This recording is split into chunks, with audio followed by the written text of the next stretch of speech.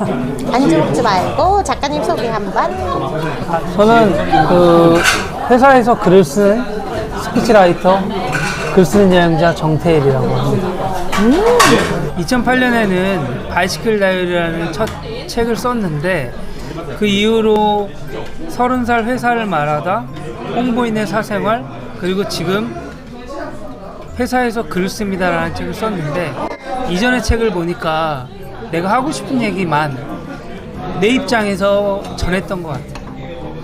근데 지금은 사람들이 알고 싶어하는 이야기, 꼭 알려주고 싶은 이야기, 또 나의 내공이 쌓였던 그런 히스토리, 이런 것들을 같이 이야기하고 싶다, 그런 생각이 들었어요. 스피치라이터라고 얘기를 하면 사람들이 대부분 모르더라고요.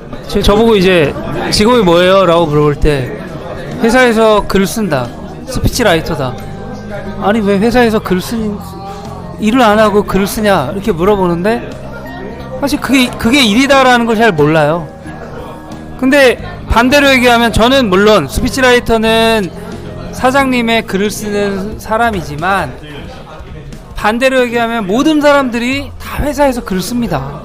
다 자기 이야기뿐만 아니라 회사가 원하는 글들을 쓰고 있는 사람들이 다 직장인들이 다 그렇게 살아요. 근데 자기가 글 쓴다는 사실을 잘 모르더라고. 회사에서 글을 쓰는 일을 하는데 우리 직장인들 모두 글을 쓰잖아요. 근데 나는 특별히 회사의 경영진, 사장님의 글을 쓴다는 거죠.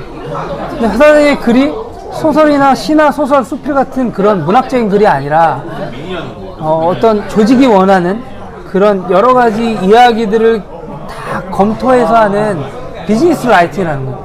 근데 사람들은 사실 비즈니스 라이팅에 대한 개념을 잘 모르는 것 같아요. 그러니까 글이라는 게 문학적인 글쓰기라는 것만 생각하기 때문에 글쓰기를 배울 수가 없다, 글쓰기는 내가 감히 할 수 없다 생각하지만 학습되고 훈련되면 충분히 할 수 있는 일이다. 나같이 스피치라이터는 일이 별로 없어요. 왜냐면 이런 자리가 별로 없기 때문에. 희소성이 있는 거지. 희소성이 있는 만큼 전문성을 가져야 되는 거예요. 전문성을 가져야 되고, 내가 이 책을 내면서 이 전문성을 나만 갖고 있다고 하면 안 되고, 내가 갖고 있는 전문성을 모두가 가질 수 있도록 대중성을 또 가져야 되는 거예요. 그러니까 그게 어려운 건데, 그거를 하기 위해서 이 책을 썼다. 내가 갖고 있는 전문성을 대중에게 알리고 싶었어. 이거 대중에게 알리는 건 되게 중요하지만 위험할 수도 있는 게, 어렵죠.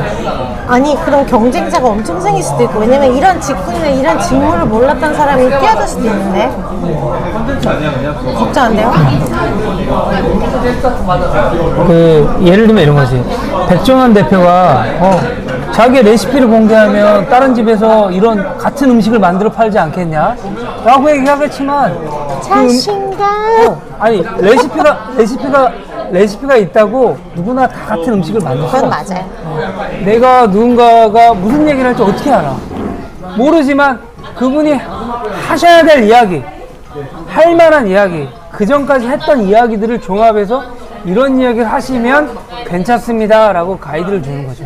스피치라이터가 무슨 일을 합니까? 라고 물어볼 때 사장님의, 회장님의 혹은 리더의 글을 씁니다 라고 얘기를 하면 글을 대신 쓰는 거예요? 라고 얘기를 물어보더라고요. 대신 쓰는 게 아니라 그분의 생각, 그분의 행동, 그분의 캐릭터, 그리고 조직이 하고 싶은 말, 조직이 해야 하는 말, 그것들을 겸해서 이전까지 했던 이야기들을 데이터베이스를 통해서 이런 얘기를 하시면 안전합니다. 그리고 이런 얘기를 하셔야 됩니다. 그 이야기들을 맞춰가는 거죠. 그 점점점 그분의 이야기로 맞춰가는데 처음에는 타율이 낮아요. 그분 이야기가 좀 다를 수 있어. 조금 지나면은 어떤지 알아요? 내가 한 얘기인데, 내가 제안 드린 이야기인데 그분이 자기가 처음 얘기한 이야기처럼 믿고 이야기를 하더라고. 그러니까 내가 제안 드린 이야기가 그분의 생각에 와 닿아서 그분이 직접 다시 일부를 이야기를 하실 때 희열을 느끼죠. 술도 마시고 술도 마시고 술도 마시고 꽉 단단정해. 되게 잘하네.